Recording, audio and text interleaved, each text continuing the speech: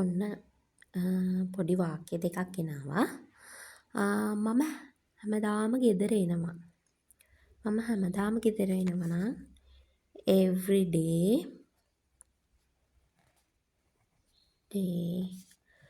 I come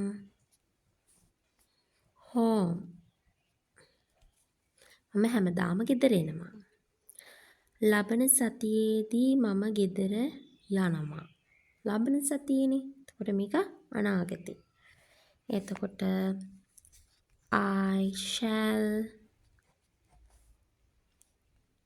go home